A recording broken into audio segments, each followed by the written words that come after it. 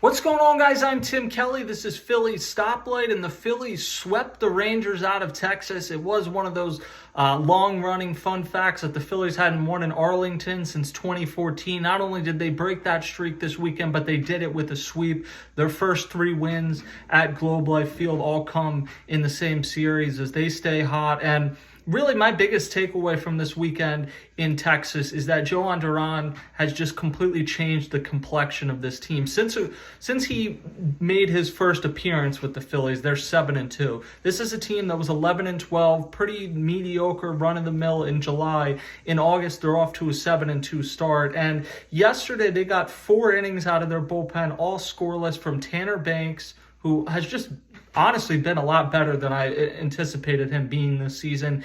He's been a really important piece, specifically with Jose Alvarado not being available for much of the season. He's stepped into that role as a lefty and been really valuable. Matt Strahm had a couple not so great performances, but came back yesterday after giving up a home run to Corey Seager on Saturday. Came back yesterday on the 3rd day in a row and pitched pretty well. I would assume now he's down for much, if not all, of this Cincinnati series, but good to know you can go to a guy 3 days in a row. Orion Kerkering has he pitched very well in this game.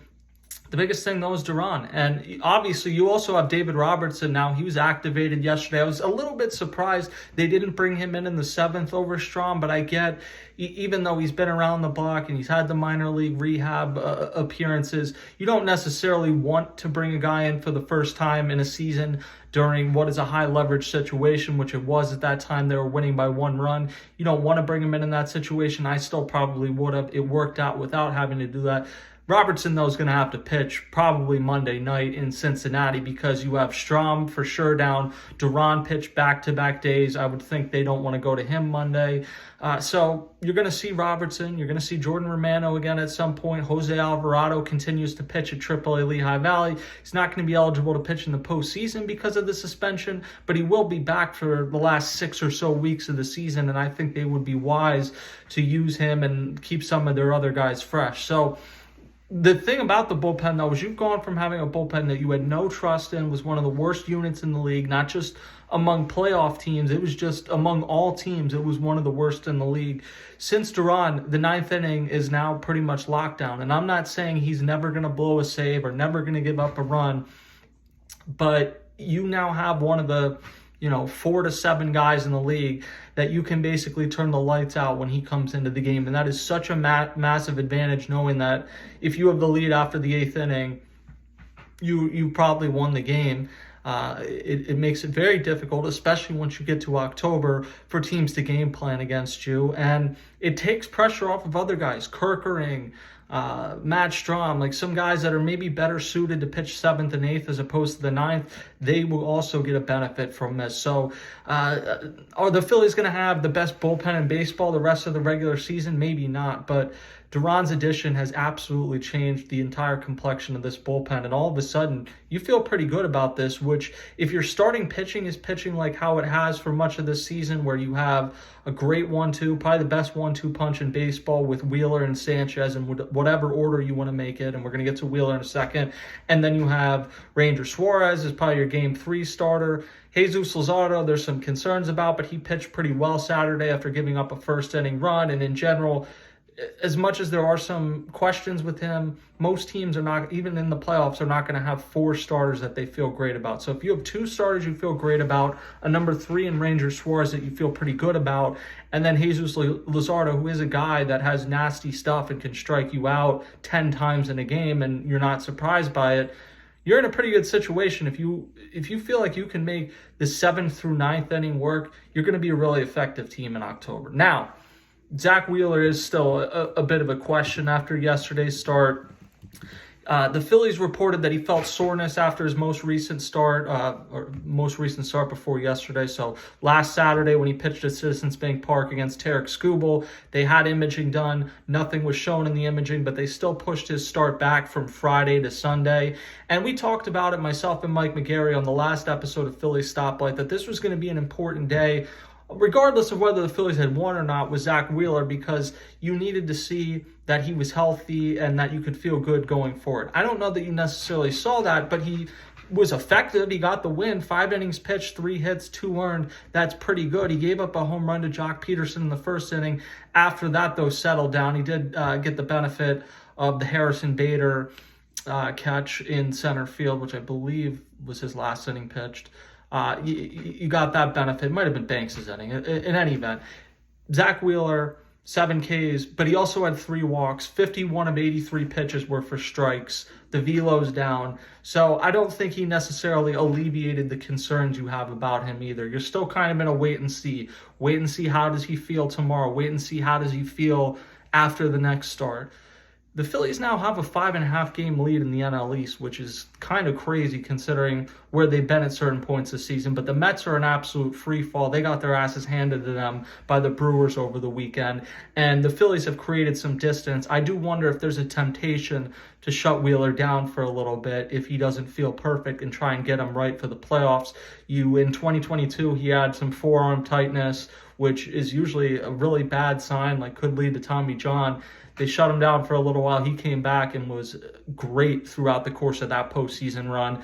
And now he's 3 years older. I just wonder if you have a bit of a temptation to manage him down the stretch. And maybe it's not shutting him down. Maybe it's more like you have him go 5 or 6 innings as opposed to 7 or 8, and you try to make sure you get him to the postseason and he's ready and healthy to be an ace and go 7 or 8 innings in these starts like he has the last few years in the postseason. Rob Thompson said he's a little bit out of sync, but considering that, he pitched pretty well, and that's true. Like Mike McGarry said this on the last episode, most guys, if they make Zack Wheeler start Sunday, we're saying, wow, that's a great start. You gave the team a chance to win. You had 7 strikeouts. There's a lot to build on. With Wheeler, though, the standard is just set so high by how he's performed. And I do still think he was yanking a lot of pitches glove side. 51 of 83 pitches for strikes is not the ratio you're used to for him.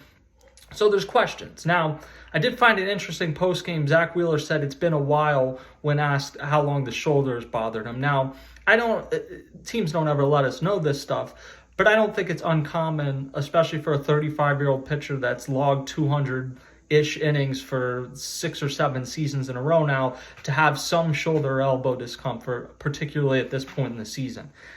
It's when does it reach the critical mass of it's bad enough that you need to get it checked and you're worried about an injury. And I guess that's what happened after last Saturday's start when he came in sore the next day, that they wanted to get imaging done. But he said he felt good and he felt healthy in this start. He's still trying to get back in sync, but health-wise, he felt good. Now, those words are not legally binding. If he didn't feel great, he probably wouldn't have come out and said it post-game, and it's entirely possible we wake up one day this week and they've decided to put him on the IL.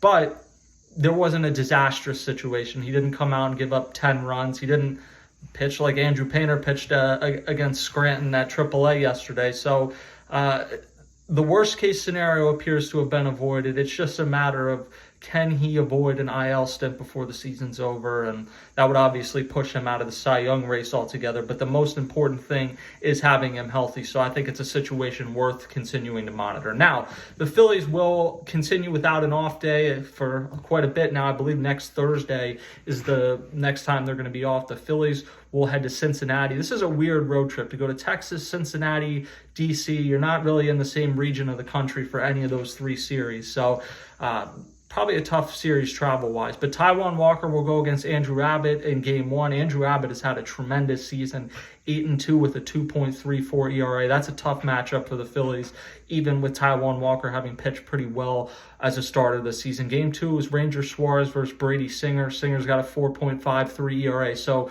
that's a Game 2 you definitely want to win. And then Game 3 is a tremendous pitching matchup. You have Christopher Sanchez going against Hunter Green, who's got a 2.72 ERA. Christopher Sanchez is, I think Paul Skeens is probably going to win the Cy Young handily, but Christopher Sanchez is now in the territory where he may finish higher than Zack Wheeler. That's how well he's pitched.